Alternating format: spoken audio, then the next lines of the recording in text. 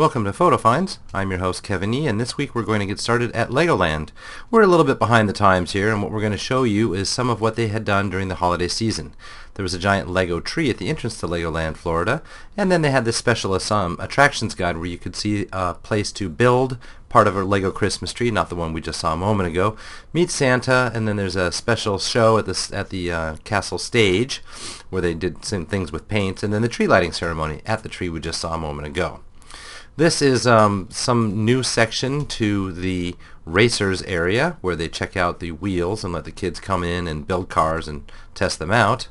And then before we get started with the Christmas stuff, I thought I would point out that the ride formerly known, this is as you can see a wild mouse, formerly known as Test Track, is now called Project X, even though the maps still call it Test Track.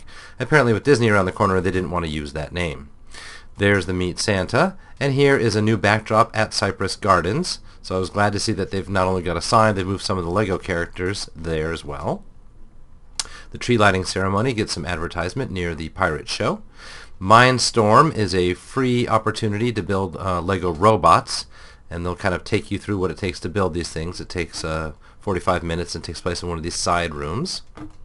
On the day when we were there, the Izone Panini opened up, and this is a brand new restaurant right at the Mindstorm area where they sell hot sandwiches. There's the tree under construction. That's separate from the one that they do the lighting on later on. There's the opportunity to build the tree, and you can see it again from another angle in front of the 3D theater. This lady catching pigeons to cook them, apparently. That's a neat little addition. And now to talk about Miniland, where we saw several things that were new to us. So the orange harvesting taking place in the Florida section here. And then several Santa Clauses. So we'll see a Santa Claus. Here's a Santa Claus with some elves. Santa Claus on Bach Tower. Santa Claus and the sleigh going up the building. So an elf coming up the side of a building here. These were scattered throughout Miniland, and you could find a Santa Claus on almost every building, certainly within every land. Sometimes you just saw Christmas trees and other reindeer, let's say. For instance, here, there's another reindeer up close.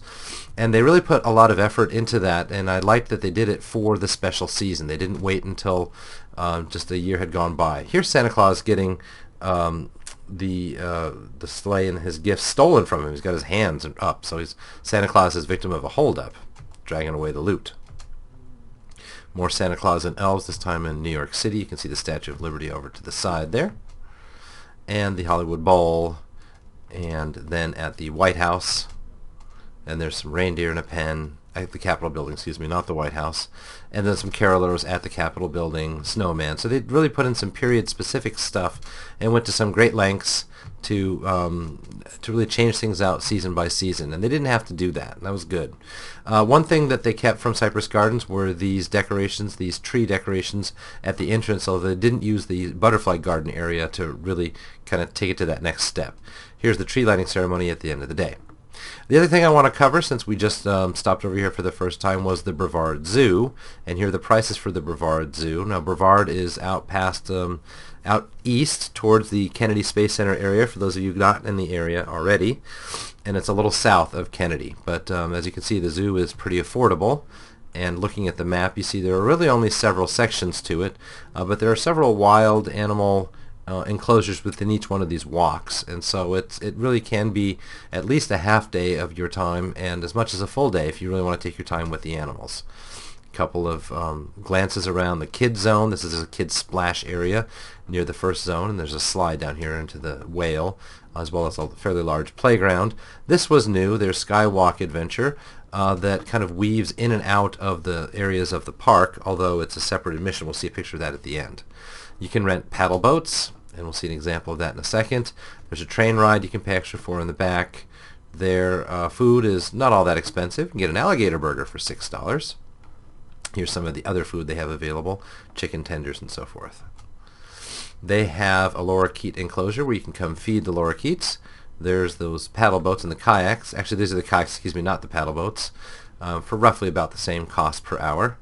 There's the rhino enclosure, and giraffe feeding around the corner. So you really can get close to the giraffes and just for $1 or so get a little wafer that you can feed the giraffes and then have an opportunity to pet them.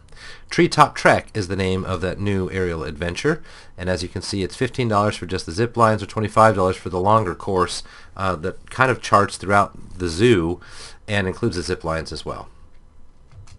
That does it for another week of Photo Finds, and we'll catch you next time.